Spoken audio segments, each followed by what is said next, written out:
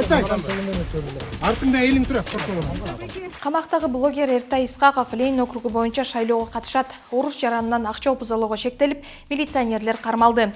Москва дан келишиминен чыкты. Анын кесепеттен азык-түлүк кымбаттайбы. Крым көпүрөсүнө чабуул коюлду. Украина шахет дрону менен аткыланды. АКШ Кыргызстанга экономикалык санкция киргизүүгө даярданып жатат. Кыргыз жараны 2 вагнерчини атып өлтүрүүгө айыпталууда. Саламатсызбы? Аты жөнүм Эльвира Султанмурат кызы. Бүгүн апта жаңылыктар менен тааныштырам. Биз менен калыңыз. Борбор шайлоо комиссиясы Ленин бир мандаттуу округу боюнча шайлоого катышууга арыз бергендердин тизмесин жарыялады. Анда 7 киши талапкерлигин көрсөткөнүн көрүүгө болот. Алардын катарында блогер Эртай Исқақов, Эл үмүтү партиясынын төрагасы Аскар Алмаз уулу, экс-депутат Турсунбай Бакир уулу жана Жашылдар партиясынын лидери Эркин Бүлөкбаев бар. Исқақов 17 июлда Сокул райондук сотунун чечими менен 2 айга камалды. Активист жана дагы 2 киши жолду мыйзамсыз тосууга жана бейбаштыкка шектелүүдө. 14 июлда Сексионный айылынын тургундары бийликтен таза суу көйгөйүн чечүүнү талап кылып, түштүк магистраль жолун бир нече саатка тосушкан. Ошол эле күнү Исқақов милицияга жеткирилген.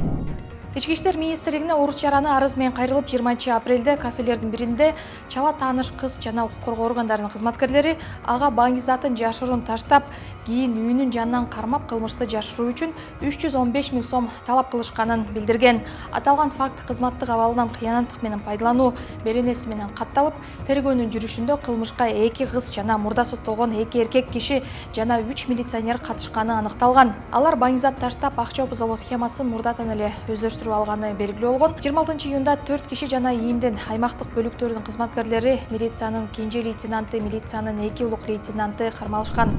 Эми Украина кабарларына келсек, 19 июнга караган түнү Орусия Украинаны калибр канаттуу ракетасы менен жана Иран өндүргөн Шахет 136 дрону менен аткылады. 17 июлда Кремль дан келишимин токтотконун жарыялаган. Бир күн өтпөй Москва Украинанын дан портторунда аткылады. Одесса жана Николаев портуна камикадзе дрондору чабуул койгон. Дрондор атып түшүрүлгөнү менен Одессада инфраструктура жана турак жайлар жабыркаган. Буунун жана Эрдогандын ортомчулугу менен дан келишими 2 жолу узартылган. Андан бери Украина 33 миллион тоннадай буудай жана башка айыл чарба азыктарын экспорттоду. Дан келишими үзгүлтүккө учурашы буудайдын жана жалпы эле азык-түлүк бааларынын өсүшүнө алып келет деп күтүлүүдө. Ал эми Орусия келишимди узартуу үчүн айрым санкцияларды алып салуу талабын коюуда.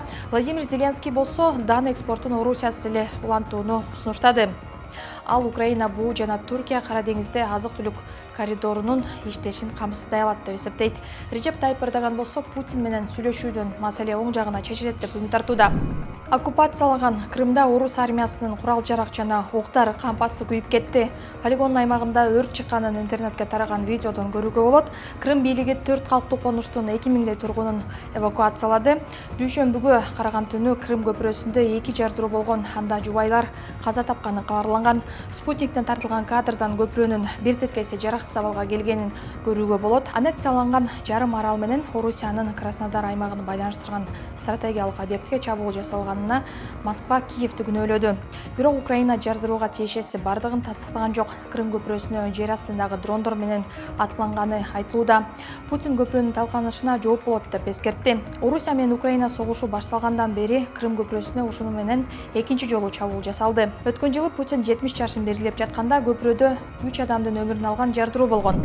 Вашингтон Пост АКШ Кыргызстанга экономикалык санкция даярдап жатканын жазды. Америкалык гезиттин маалыматында жакында эле кыргыз-казак чек арасында учкучсуз дрондун партиясынын өтүшүнө бөгөт коюлган.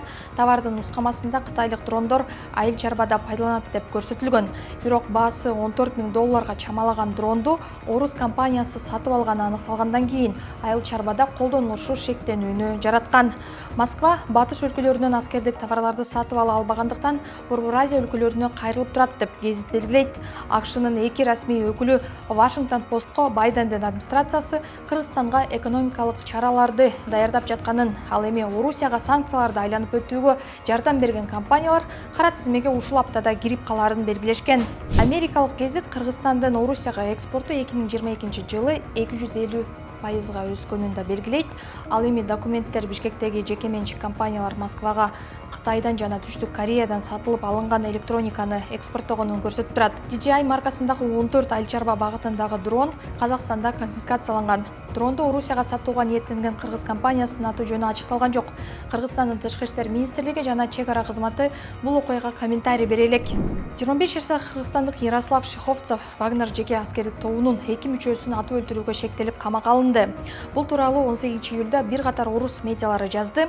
6 июлда Воронеж-Луганск жолунда аскер кийимчен 2 кишинин сөөгү табылган. Шектүү 17 июлда кармалган. База жана Астра Телеграм каналдары суракта кыргыз жараны ЧВК Вагнерда жалданып кызмат өтөгөнүн белгилеп, эки вагнерчини Евгений Пригожиндин козголоңуна катышуудан баш тартканы үчүн жазалаганын айткан деп кабарлады.